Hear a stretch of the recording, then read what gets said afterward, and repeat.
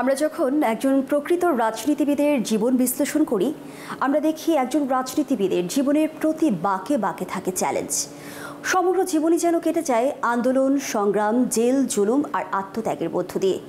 তখন সাধারণভাবেই আমাদের মনে প্রশ্ন জাগে, একজন রাজনীতিবিদ কি সাধারণ জীবনের স্বাদ গ্রহণ করতে পারে? কেমন থাকে একজন রাজনীতিবিদের ব্যক্তিজীবন কিংবা যাপিত জীবন? সেই জীবনের গল্পগুলোই আজ আমরা আপনাদের সামনে তুলে ধরব।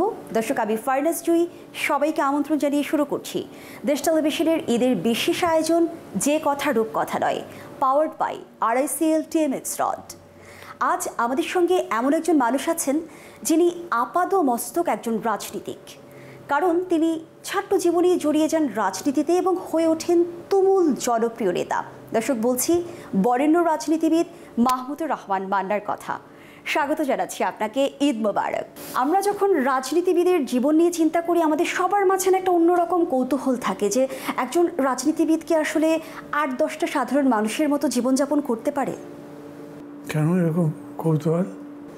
কারণ আপনাদের জীবনটা তো কিছুটা হলেও অন্যরকম। আমি একেবারে খুবই স্বাভাবিক জীবনযাপন করি। আমার মধ্যে অস্বাভাবিকতা কিছু নেই। যদি আমার ছেলে মেয়ে বলে বা আমার ওয়াইফ বলে, তারা কীরকম বলবে তা আমি জানি না। তবে আমার সাধারণভাবে ধারণা হচ্ছে যে ছেলেমেয়েরা বাবা রাজনীতির প্রতি যদি সেই রাজনীতি নিন্দিত না হয়, তাহলে তারা সাপোর্টিভ থাকে। স্ত্রী মনে মনে সাপোর্টিভ থাকেন, কিন্তু এক্সপ্রেসিভ হন না। তার মধ্যে একটা না পাওয়ার, না দেখার, বা যেভাবেই বলি, মানে এই মানুষটা ঠিক আমার নাইনি তো সবার জন্যে। পার্টি যদি কল করে, রাজনীতির কোনো প্রয়োজন হয়, উনি সেটাকে আগে রেসপন্ড করবেন, আমারটা পরে। এই ধরনের একটা বোধ থাকে। কারো কারো মধ্যে এটা রেসপেক্ট তৈরি করে, কারো কারোর মধ্যে এক ধরনের উদাসীনতা। ঠিক আছে, সে তার মধ্যে থাকুক। আমার এরকম উদাসীনতা হয়নি। আমার বিষয়টা এরকম যে আমার স্ত্রী আমার রাজনীতির সাথে কখনোই ছিলেন না, এখনও উনি কোনো রাজনীতির মধ্যে নেই। কিন্তু আমি বুঝি যে ডিপ ইন হার হার্ট উনি মনে করেন যে যা করছে সে তো ভালোই করছে। একটা সমস্যা হয়, ধরেন আমাদের মতো মধ্যবিত্ত পরিবারের মানুষগুলোর কি, আমাদের তো সচ্ছলতা ওরকম করে থাকে না। সেটার জন্যে ওইটাও এক ধরনের মানে বিড়ম্বিত ব্যাপার। আমি আপনাকে একটা স্টোরি বলি। স্টোরি ঠিক না, মানে বাস্তব। শাহজাহান সিরাজ সাহেব রাজনীতিবিদ, সবাই চেনেন। ওনার বিয়ে হয়েছে, তার ছেলে মেয়ে আছে, উনি সাংসারিক জীবনযাপন করছেন, তখন বেঁচে ছিলেন। তো তার স্ত্রী বলতেন, প্রায় লোকজন থেকে জিজ্ঞেস করে, তোমার স্বামী করে কি? তো উনি বলতেন রাজনীতি করে। আচ্ছা, রাজনীতি করে তো আমরা জানি, কিন্তু করে কি? কয় আর কি করবে, রাজনীতি করে। তারা সন্তুষ্ট হতো না। পরে উনি বুঝেছেন যে বোঝাতে চায় মানে সংসার যে চলে, জীবন যাপন করো, তার অর্থ জোগাড় হয় কীভাবে। তো উনি শেষ পর্যন্ত ফ্রাস্ট্রেট হয়ে বলতেন যে ওর চালের কল আছে, মানে ওরকম কিছুই নাই। এই একটা বিড়ম্বনার মধ্যে হয়তো যায়, অন্যান্য লোকজন একটু অস্বাভাবিক মনে করে। আর আরেকটা বিষয় আমি বলি, ধরেন আপনি সাংবাদিকতা করেন, আপনার সাথে আপনার যারা সহযোগী সাংবাদিক আছে, তাদের সাথে আপনার মানে ভাষা, ভাবের, কথার আদান প্রদান একটা নিজস্ব ধরন এমনি গড়ে উঠবে। প্রত্যেক প্রফেশনাল লোকের মানে নিজের মতো করে কিছু ল্যাঙ্গুয়েজ তৈরি হয়। কিন্তু পলিটিশিয়ানদের এরকম ল্যাঙ্গুয়েজ নেই সাধারণত। পলিটিশিয়ানরা কী করেন, সবসময় চেষ্টা করেন যে তার ভোট ব্যাংক, তার সাথে কমিউনিকেট করা যায় কেমনে, তার লিডারশিপ, যাদের বেসিক্স তার দরকার, তার সাথে কমিউনিকেট করা যায় কেমনে। ফলে অনেক সময় তাদের ব্যবহার মেকি মনে করে লোক। মানে ধরেন একটা আমলা যদি দুর্নীতি করে, এটা একটা বিরাট আলোচনার বিষয় হয় না। কিন্তু দুর্নীতির মাপ, দুর্নীতির আয়তন হচ্ছে রাজনীতিবিদ চাইতে অনেক বড় হতে পারে। কিন্তু রাজনীতিবিদ খুবই সমালোচিত হন, নিন্দিত হন। একটা কোনো ভুলে ধরা পড়লে তার সারা জীবনে ক্যারিয়ারই নষ্ট হয়ে যায়। এবং নিকট অতীতে কিন্তু আমরা নিন্দিত রাজনীতির অনেক অনেক উদাহরণ দেখে ফেলেছি। আমরা যদি নন্দিত রাজনীতির কথা জানতে চাই, সেটি আসলে কেমন হওয়া উচিত? আমি বুঝি ভেরি সিম্পল, মানে উনি একটা সাধারণ মানুষ হওয়া উচিত। মানুষ যাতে তার সাথে মিশে দেখে কথা বলে দূরত্ববোধ না করে, মানে আমি এইটাকে খুবই ইম্পর্টেন্স দেই। এবং আমি মনে করি যে আমার এই ক্রাইসিসটাই, যদিও জানেন আমার বাড়ি বগুড়া, আমি স্কুলেও ঢাকায় পড়েছি, সেই থেকে 64-এ 1 জানুয়ারি ঢাকায় আসছি, এখানে আছি, তখন আমি ক্লাস 9-এ পড়ি। আমি এইখানকার ল্যাঙ্গুয়েজে কথা বলি না। পরে আমি নিজে চিন্তা করলাম আমি কেন এখানকার ল্যাঙ্গুয়েজে কথা বলবো। আমি যদি অরিজিনাল আমার ভাষায় কথা বলতে আমাদের বগুড়ার ভাষায় কথা বলা উচিত, সেটা তো আর এখানে কেউ বুঝবে না। তো আমি বাংলা বলি, একদম শুদ্ধ যদ্দূর পারি সেরকম বলি। আমাকে সুরঞ্জিত বাবু জীবিত থাকতে বলতেন, এসব শান্তিপুরী ভাষা চলবে না তোমার বক্তৃতায়। কিন্তু আমি এইরকমই করেছি, এবং আমি মনে করি যে বাংলাদেশের রাজনীতিতে বক্তৃতার যে স্টাইল আগে ছিল ওটা পরিবর্তন হয়েছে। আমি করেছি বা আমার জন্য হয়েছে সেটা আমি বলছি না, কিন্তু আগে যেমন ধরেন টক শো দেখবেন দুই নেতা ঝগড়া করছে, এবং সেই ঝগড়া অনেক সময়ই রুচি সংস্কৃতির বাইরে চলে যায়, শিষ্টাচার বহির্ভূত। বক্তৃতা করছে এমনভাবে যে তাকে একটা ভদ্রলোক মনে হয় না। বক্তৃতায় এমন এমন ভাষা প্রয়োগ করছে তার প্রতিপক্ষের বিপক্ষে যে ওইটা শোনার মতোই না। আমি সব অ্যাভয়েড করেছি গ্র্যাজুয়ালি। আমি একবারে বুঝিনি, মানে বিশেষ করে ঢাকা ইউনিভার্সিটিতে ডাকসু ইলেকশন করবার সময়, মানে ওইটা তো একটা পরিশীলিত জায়গা, সবাই লেখাপড়া জানে, লেখাপড়া করছে, তারা কিন্তু একটা আনকুত ছাত্রদেরকে পছন্দ করছে না ভেতরে ভেতরে। মানে আমি তো ধরেন 3-4টা নির্বাচন করলাম, জাতীয় নির্বাচন। আমি আমার এলাকায়, আমি লোকাল ল্যাঙ্গুয়েজে বক্তৃতা করি, আমি আমার মতো করি, কিন্তু মানুষের সাথে কমিউনিকেট করতে আমার কোনো সমস্যা হয়েছে এই পর্যন্ত আমি ফিল করিনি। হ্যাঁ, এটা আছে যে ধরেন আমার দল, আমি তো জাসদ করতাম, অনেক বড় দল ছিল স্বাধীনতার পরে, ওইটাই ছিল সেকেন্ড পার্টি। এখন আমি যে দল করি নাগরিক ঐক্য, এটা ওই মাপের না। সেই হিসেবে হয়তো অত বেশি পাবলিক অ্যাটেনশন পাই বা পাই না আমি জানি না, কিন্তু আমার লেভেলে যারা আছেন, আমার আয়তনের, আমার শক্তির দল যতখানি যারা যারা আছেন, তাদের মধ্যে আমি খানিকটা এই অপ্রাপ্তির কী বলবো দুঃখবোধ দেখি। আপনার জীবন যদি আমরা বিশ্লেষণ করে দেখি, আমরা দেখেছি যে পুরো জীবনটি আপনি রাজনীতিকে উৎসর্গ করেছেন। আপনি যে মতাদর্শের রাজনীতিতে বিশ্বাস করেন, বর্তমান রাজনৈতিক বাস্তবতার সাথে পার্থক্য কতটুকু দেখেন? আপনি 5 আগস্টের আগের কথা যদি বলেন সেটা একরকম, 5 আগস্টের পরে আর একরকম হয়েছে। আমি খুবই স্ট্রিক্টলি, স্ট্রংলি একটা সেকুলার ডেমোক্রেসিতে বিশ্বাস করি। আমি রিপিট করছি, সেকুলার ডেমোক্রেসিতে। কারণ আমি মনে করি ডেমোক্রেসিতে আপনি ওই যে বলে রিলিজিয়ান, কাস্ট, ক্রিড, মানে জাতি, ধর্ম, বর্ণ, গোত্র, এগুলোর বাদ বিচার করতে পারবেন না, সবাই সমান। আমাদের মুক্তিযুদ্ধ গড়ে উঠেছিল এই চেতনার ভিত্তিতে।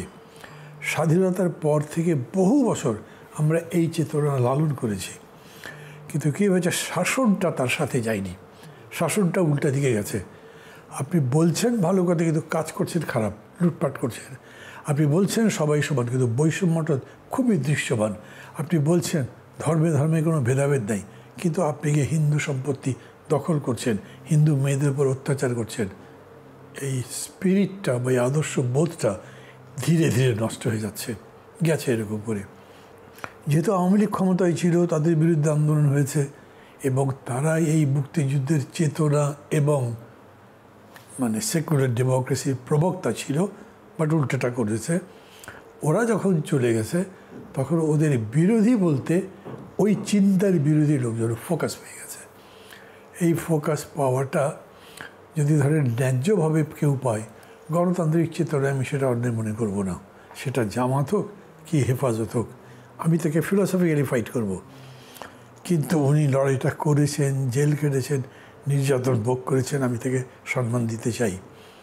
কিন্তু এরকম হচ্ছে এখন যে ওই সম্মানটা যিনি পাচ্ছেন তার এটা প্রাপ্য নয়, যার এখনও সম্মান প্রাপ্য তিনি বঞ্চিত হচ্ছেন। পাবনা জেলা আওয়ামী লীগের প্রেসিডেন্ট ছিলেন আমিনুদ্দিন ভাই বা কী নাম, ইয়ের মধ্যে মেসেজটা আছে, ওনাকে 24 তারিখ রাত্রেবেলা পাকিস্তান আর্মি তুলে নিয়ে গেছিলো, প্রায় প্রকাশ্যে লটকে পেটানো হয়েছিল। 3 দিন পেটাবার পরে মারা গেছিলেন। তারপরে স্বাধীনতার পরে তার নামে পাবনাতে একটা রাস্তা করা হয়েছিল। এই রাস্তার নামটা বদলে দেওয়া হয়েছে, এটা আমি অনলাইনে মেসেজে পেলাম। ওটা একটা আমি বড় পার্থক্য মনে করি, কারণ আমাদের অনেক বড় অর্জন ছিল। যেমন ধরেন জামাত ইসলামী 5 আগস্টের ওদের সাথে বসতামই না, আমি আমার কথা বলছি, আমার পার্টিও বসতামই না। কিন্তু পরিস্থিতিটা এরকম হলো যে তাদের সাথে বসা হলো। সেটা কীরকম, ধরেন মায়ের ডাকের মতো একটা প্রতিষ্ঠান, যার সাথে ওতপ্রোতভাবে ডে 1 থেকে আমি যুক্ত ছিলাম, তারা সোহরাওয়ার্দী উদ্যানে সমাবেশ করলো, সেখানে এরা সবাই আছে। কলটা হচ্ছে আজকের এই ক্রাইসিস, এবং যখন আমাদের প্রতিবেশী এই পরিবর্তনটাকে চ্যালেঞ্জ করছে, তখন সমগ্র জাতির ঐক্যবদ্ধ থাকা উচিত। এর মধ্যে পয়েন্ট আছে। তো এই জন্যে আগে হলে হয়তো উঠে চলে আসতাম, এখন করছি না, এটা মেনে নেওয়া উচিত, মানলাম। কিন্তু দেখছি যে এদের প্রভাবটা এমনভাবে হচ্ছে, যেমন আমি গতকালকে একটা টক শো দেখলাম, এই যে মুক্তিযোদ্ধার সংজ্ঞা পরিবর্তন ইত্যাদি নিয়ে, ওর মধ্যে একটা জিনিস আছে, সেটা ডাক্তার জাহিদুর রহমান বলছেন, এই যে বলা হলো এই সময় রাজাকার আলবদর এদের দোসর ছিল তৎকালীন, মানে এইসব পাকিস্তানিদের দোসর ছিল তৎকালীন রাজাকার আলবদর, দল হিসেবে দুটো দলের সাথে জামাত ইসলামের নাম বলা হলো। আচ্ছা, তৎকালীন কেন বললেন? এখন তো আপনি যদি কেউ বলে মুক্তিযুদ্ধে নেতৃত্ব দিয়েছিল কে, আপনি তো এরকম বলবেন না যে তৎকালীন আওয়ামী লীগ, আওয়ামী লীগই দিয়েছিল। মানে তৎকালীন আর এই কালের মধ্যে কোনো পার্থক্য করছে না এইখানে, কিন্তু ওইখানে করলেন। মানে তৎকালীন জামাত ইসলাম করেছিল, বর্তমানকালে জামাত ইসলাম, জামাত কখনো বলে নাই যে আমরা মুক্তিযুদ্ধের বিরোধিতা করে ভুল করেছি। জামাত কখনো বলে নাই সেই সময় ওদের সহযোগী হওয়ার মধ্যে অপরাধ ছিল।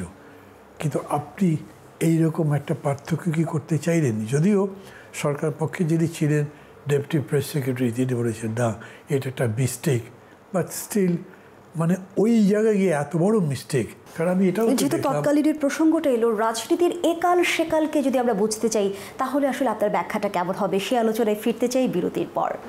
আলোচনার এই পর্যায়ে আমরা একটা ছোট্ট বিরতিতে যাচ্ছি, আমাদের সাথেই থাকুন।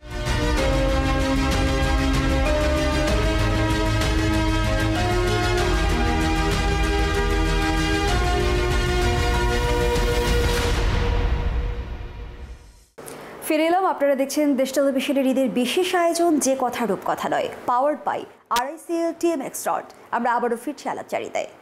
জনাব মাহমুদুর রহমান বান্নাজি, আলোচনায় আমরা ছিলাম রাজনীতির একাল সেকালকে যদি আমরা বুঝতে চাই, পার্থক্য কতটুকু দেখেন? মানে এটা না আবার এগেইন এটা অনেক ব্রড প্রশ্ন করেন। আমি যেটা বলছি এটা কিন্তু সে কালের কথা না, একদম এই কালেরই কথা বলছি। আমি এটা একটু বলে নিই, তারপর ওই জায়গাতে যাব। আর একটা বিষয় বলি আমি, সেটা হচ্ছে যে ধরেন 5 তারিখেই আমি দেখলাম ক্যান্টনমেন্টে যে মিটিংটা হয়েছে, মিটিংটা আমি অ্যাটেন্ড করতে পারিনি, বিকজ যেতে যেতে রাস্তার মধ্যে এত লোক গাড়িতে দিকে চিড়ে ফেলে, গাড়ি ঘিরে ধরে ওই করতে করতে আই বেস্ট দ্যাট। কিন্তু সেইখানে প্রধান সেনাপতি ডেকেছিলেন সবাইকে, পরে ব্রিফ করতে গিয়ে উনি বললেন কারা কারা উপস্থিত ছিলেন, সবার আগে 2 বার জামাত ইসলামের নাম বললেন। দুটো বিষয় আছে এখানে। জামাত আন্দোলনে ছিল, যতখানি ছিল, আমাদের চেয়ে বেশি ছিল আমি তা বলছি না, আমরা ক্লেম করি যে আমরা বেশি ছিলাম, বিএনপির চেয়েও বেশি ছিলাম, কিন্তু ওইটা না। আমি বলছি যে তাদের নাম বলা হলো, বিএনপি বলল, আমাদের বলল না। দাওয়াত যাদের করা হলো সব হচ্ছে ওই চিন্তা বা ওই জায়গা নিয়ে, সেটাও আমি আপত্তি করতাম না।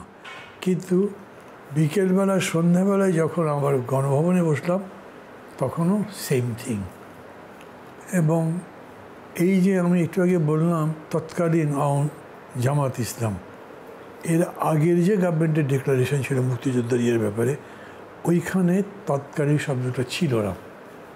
এখন দিলেন কেন আমি জানি না, কারণ অফিসিয়ালি গভর্নমেন্ট এটা তো কোনো আনসার দেয়নি। ওই যে ওই ভদ্রলোক যে ডেপুটি প্রেস সেক্রেটারি, উনি বলেন যে একটু মিস্টেক হয়তো হয়েছে। আমি যদি জামাত ইসলাম আর ধরেন বিএনপি বা আওয়ামী লীগ আলাদা আলাদা করে দেখি, তাই জামাত তার জায়গাতেই আছে আমি মনে করি। সেকাল বললেন না, সেকাল বলতে আপনি জামাতকে ইভেন অবিভক্ত ভারতে থাকতে সেই থেকে এই পর্যন্ত একটা প্যাটার্নে করে, একটা স্টাইলে করে, একটা কৌশলে করে। মোস্ট অফ দি কেসেস তারা মুভমেন্টের ফোরফ্রন্টে থাকে না। মানে আপনি দেখবেন যে স্বাধীনতা, ভারতের স্বাধীনতার সময় যেইভাবে যুগান্তর, অনুশীলন, জীবন দিয়ে, মানে ক্ষুদিরাম, সূর্য সেন, তারকেশ্বর দস্তিদার ছিলেন, এদের এসব স্টোরি নাই। মানে বাংলাদেশের স্বাধীনতা যুদ্ধের সময় তো তারা বিরুদ্ধেই ছিল। এই সময়েও যে লড়াইটা হয়েছে, ফাঁসিটা এই জন্য হয়নি যে রাষ্ট্রপতি গুলি খেয়ে মরেছে, তারাও, আমি তাদের ত্যাগটা স্বীকার করছি, কিন্তু সেটা হচ্ছে আওয়ামী লীগ তাদেরকে প্রধান শত্রু দেখিয়ে নিজেদের আসন পাকাপোক্ত করতে গেছে, হুইচ ফেইল, এবং ন্যাচারালি এগুলো ফেইল করে। যদি আপনি বিএনপি দেখেন, বিএনপি তো হয়েছে আরও পরে।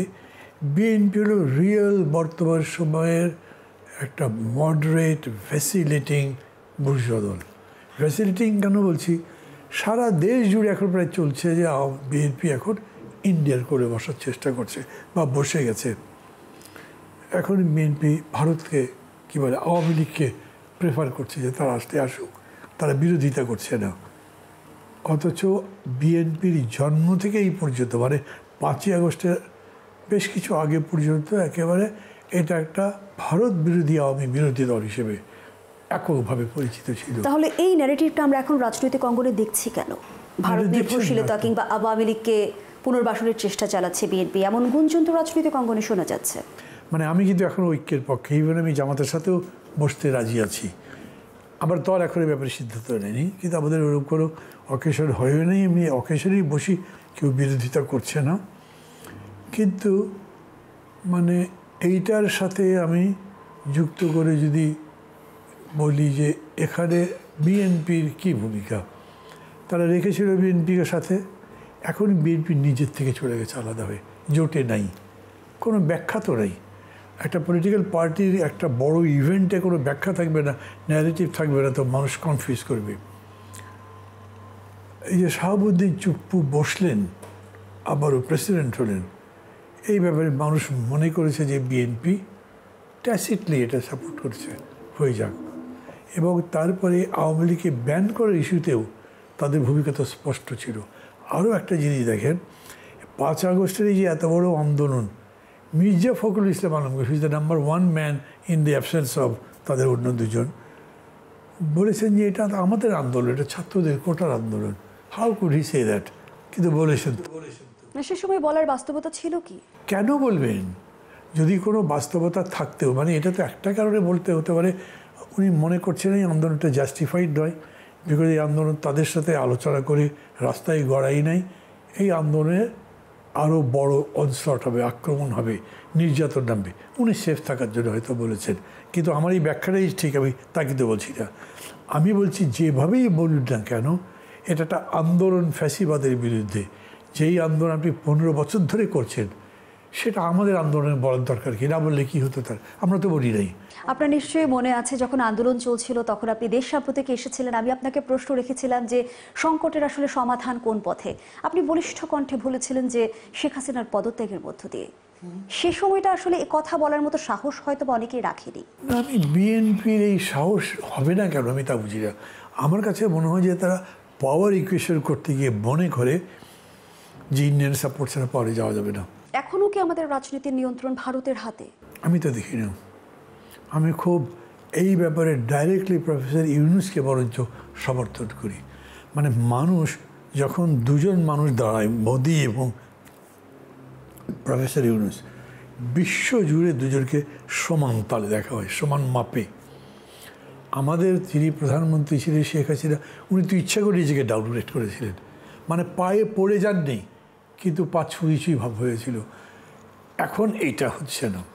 ভারতের কথা বলছিলেন, একসময় আমরা দেখেছি যে ভারতের প্রতি নত জন পররাষ্ট্র নীতি অবলম্বন করা হতো। এখন আমরা চোখে চোখ রেখে কথা বলছি। এই পরিবর্তনটা ভারত কি মেনে নিতে পারছে? না, পারছে না। পারছে না বলে তো পুশিং, পারছে না বলে টেরিফ ব্যারিয়ার, পারছে না বলে আপনাকে এলাকা ক্রস করে যেতে দিচ্ছে না। ভারত ইন্টারন্যাশনাল ডিপ্লোমেসিতে এখানে ফেল করেছে। সবাই মনে করেছে যে এটা ভারতের বাড়াবাড়ি হয়েছে, এটা ঠিক হচ্ছে না। একটা মানে যোগ্য বিজ্ঞ বিবেচক শাসক কিন্তু ভারতের সাথে ঝগড়া বাড়াতে চাইবে না। চতুর্দিকে তো তারা অনেক বড় দেশ, বড় ইকোনমি, মানে সুপার পাওয়ার না হলেও সে আঞ্চলিক পাওয়ার তো বটে।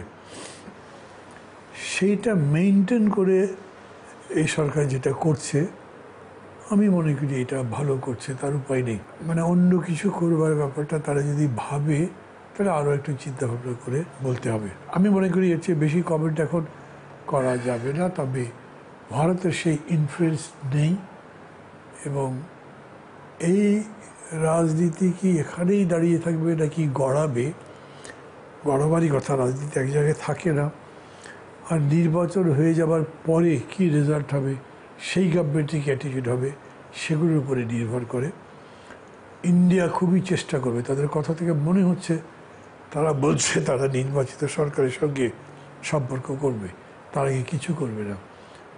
সবাই জানে যে নির্বাচনে বিএনপির জেতার সম্ভাবনা, এটাও কিন্তু একটা সংশয় বিএনপির উপর তৈরি করে। বিএনপি খুবই বলতে পারে তো মানুষ ভোট দিলে তাও কি আমাদের দোষ, কিন্তু কথাটা সেটা না। কথা হচ্ছে যে মানুষের মননটা, চিন্তার ধারাটা ওইভাবে তৈরি হয়েছে, এবং এই তৈরি করার পেছনে আমাদেরই অবদান থাকবে, ওরা তার নিজেরা বানায়নি। তো সেই দিক থেকে আমি মনে করি যদি ক্ষমতায় এসে যায় তারা, এবং এসে যাওয়ার পরে ওই ধারা অব্যাহত রাখে, তাহলে বাংলাদেশের ইকোনমি যত তাড়াতাড়ি দাঁড়াবে ওইটা ডিফিট করা মুশকিল আছে। আমি মনে করি এখনও যে অর্থনীতি রাজনীতি মিলিয়ে বাংলাদেশ পোটেনশিয়ালি দাঁড়াতে পারবে। বর্তমান সময়ে আমরা কেন রাজনীতিতে নির্বাচন কেন্দ্রিক জটিলতা দেখছি? কেন অন্তর্বর্তী সরকারের সঙ্গে বলা হচ্ছে যে রাজনৈতিক দলগুলোর এক ধরনের দূরত্ব তৈরি হচ্ছে? মানবিক করিডোর ইস্যুতে বিতর্কে জড়িয়েছে সরকার, সেই সঙ্গে চট্টগ্রাম বন্দর ব্যবস্থাপনা, সবকিছু মিলিয়ে অন্তর্বর্তী সরকারকে আপনি কিভাবে বিশ্লেষণ করবেন? ধরেন এখন পর্যন্ত 9 মাস 10 মাসের মতো হচ্ছে, বাই অ্যান্ড লার্জ এই সরকার পপুলার আছে, সেটা বিকজ অফ ডক্টর ইউনূস। কিন্তু ডক্টর ইউনূস কথা কম বলেন, আর সাধারণত ডিবেটের মধ্যে জড়ানো।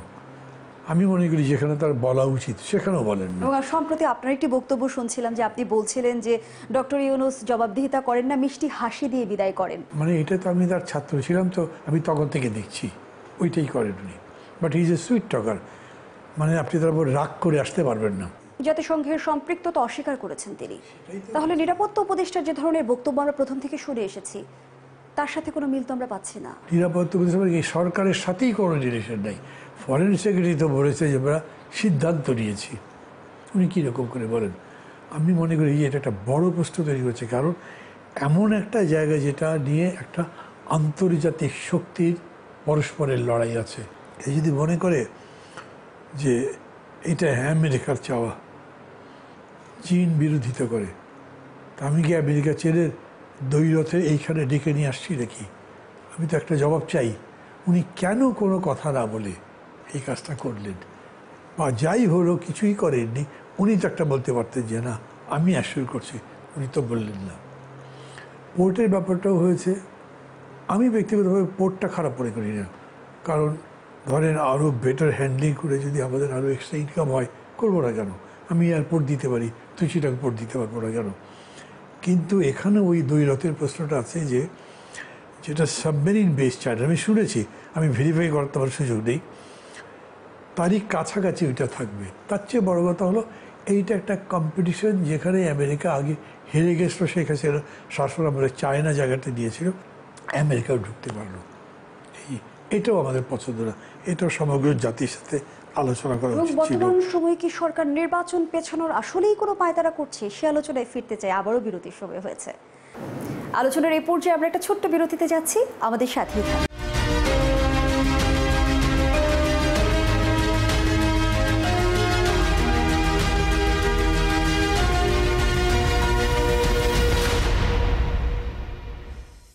বিরতির পর আমরা আবারও ফিরে এলাম। আপনারা দেখছেন দেশ টেলিভিশনের ঈদের বিশেষ আয়োজন যে কথা রূপ কথা নয়, powered by RICL TMX dot. আমরা আবারও ফিরছি আলাপচারিতায়। যেমনটি বলছিলাম যে রাজনৈতিক অঙ্গনে এখন প্রধান যে বিতর্ক আমরা দেখছি সেটা হচ্ছে নির্বাচন কেন্দ্রিক জটিলতা। রাজনৈতিক দলগুলো এক ধরনের অভিযোগ করা শুরু করেছে যে বর্তমান সরকার নির্বাচন পেছানোর এক ধরনের পায়তারা করছে। আসলেই কি তাই? আমি দেখি না, সংশয়টা তৈরি হবার মতো কারণ রয়েছে, তা আমি মানি। কিন্তু প্রফেসর ইউনূস আজ পর্যন্ত কোনো নেতাকে ডেকে কোনো কথা বলেছেন? গতকালকে এক সাংবাদিক জিজ্ঞেস করছিল প্রেস সেক্রেটারিকে, ডেপুটি সেক্রেটারিকে, যে প্রফেসর ইউনূস তো লন্ডন যাচ্ছেন, ওইখানে কি তারিকের সাথে কোনো বৈঠক হবে কিনা? তো উনি বললেন এই ওই হবে। আমি তো মানে আইটিআই যা উনি পেয়েছেন সে শব্দটা বললেন না।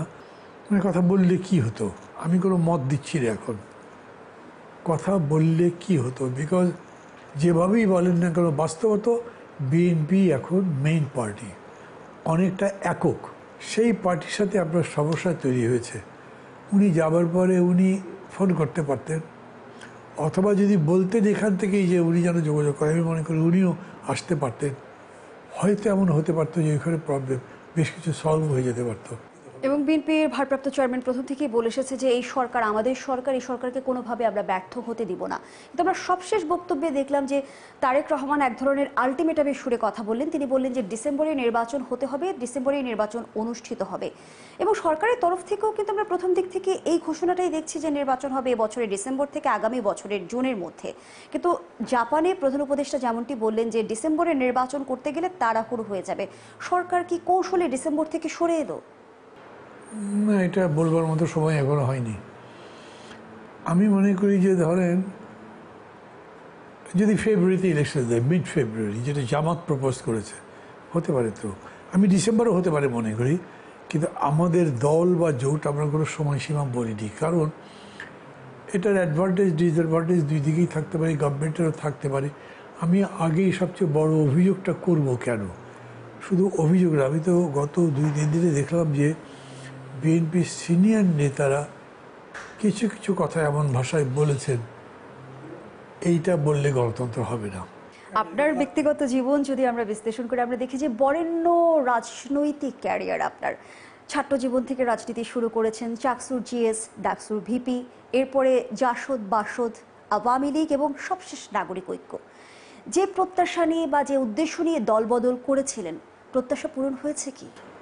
আমি জাসদে থাকতে চেয়েছিলাম। আমি জাসদ থেকে বেরিয়ে আসার কথা আমার মাথাও কখনো ছিল না, কিন্তু ওনারা খুবই অন্যায়ভাবে, অবৈধভাবে আমাকে বের করে দিয়েছিলেন দল থেকে। দ্বিতীয়ত ধরেন বাসদ, এইটা ঠিক, এইখান থেকে আমি নিজে থেকে বেরিয়ে চলে এসেছি। কেন? তখন আমার পুরা চিন্তা পদ্ধতিতে ওলট পালট। সোভিয়েত ইউনিয়ন ভেঙে গেছে, রোমানিয়া ভেঙে গেছে, চেকোস্লোভাকিয়া ভেঙে গেছে, না পরিবর্তন হয়ে গেছে, সমাজতান্ত্রিক বিশ্ব বলে আর কিছু নেই। আমার মনে হয়েছে যে এই রেজিমেন্টেড সিস্টেম চলবে না। মানুষ রেজিমেন্টেড হয় না। মানুষ সবসময় নিজেরটা ইন্ডিপেন্ডেন্ট থাকতে চায়, স্বাধীন, স্বকীয়। কিন্তু কমিউনিজম ওইটাকে কী বলবো, গার্ড করে না, চেপে ধরে, আপনার স্বাধীন থাকে না। এইসব কারণে ওইটা চলে গেছে। আমি সে হবে না। আমি তখন ওয়েলফেয়ার ইকোনমির দিকে ঝুঁকছি। আমি তখন গলব্রেথের লেখা পড়ছি, কিছু কিছু বার্টন রাসেলের লেখা পড়ি, সামান্য LSI, London school of economics, এদের ডকুমেন্ট দেখছি, আমার মন দিকে চলে যাচ্ছে। এইটা আমি তর্ক করতে গেছি, একটা দুটো লেখা কোথাও কোথায় লিখেছি, এর উপরেই তার অ্যাকশন নিয়েছেন। তারাও আমাকে বহিষ্কার করেছেন, আমি দল ছাড়ি নাই। আমি সবসময় বলেছি, দেখেন, আমি যতবারই একটা দল থেকে আর একটা দলে যেতে হয়েছে, আমি কখনো সরকারি দলে যাইনি। কেউ আমাকে এই কথা বলতে পারে তুমি সুবিধার কারণে গেছো, বরঞ্চ আমি ওখান থেকে বেরিয়ে আবার ওই স্ট্রাগলটাই করছি আমি, কিন্তু আমি আমার মতো করে করছি, আগেরটার মতো করছি না। আওয়ামী লীগে গেছিলাম কেন? আওয়ামী লীগে Sheikh Hasina, she is a nice negotiator. মানে আপনাকে দলে নিতে হলে উনি আপনাকে এত আদর যত্ন করবেন, আপনি মুগ্ধ হয়ে যাবেন। এত বড় একজন নেত্রী, but the moment you enter her home, ওনার চেহারা অন্যরকম। এত বড় দলের মধ্যে কোনো লড়াই করতে পারি নাই, বিকজ স্কোপই ছিল না। আর ওইসব দলে আসলে ডেমোক্রেসি তো নাই, আপনি ভিন্ন মত বলবেন তো মার খাবেন হয়তো। আমি জাস্ট একটা রিজিগনেশন লেটার দিয়ে চলে আসি, আমি করবো না এই দল, আর কিচ্ছু না। কিন্তু তারপরে একদম একা একা পথ হেঁটেছি বেশ কিছুদিন। তারপরে এই টিভির মধ্যে ঢুকলাম, টক শো, লেখালেখি। তখন আমি একটা সামাজিক সংগঠন করলাম। এই সামাজিক সংগঠন করতে করতে এটা পলিটিক্যাল ডেতে রূপ নিল। ফলে হয়েছে কি, ওই যে ধরেন অনেকে বলতে চায় যে উনি, অবশ্যই বেশি বলে না, দল তো বদল করেছেন উনি, কিন্তু আমি দল একবারও বদলাইনি। আমি যে রাজনীতি বিশ্বাস চেয়ে গেছি, এই বিশ্বাসের হয়তো পরিবর্তন হয়েছে, সবারই হয়। সেই পরিবর্তনের সাথে বাস্তবতার মুখোমুখিও হয়েছেন আপনি। হ্যাঁ, সেগুলো তো হয়েছে। ছাত্র জীবনে আপনি একজন বিপ্লবী ছিলেন, বলাই যায়।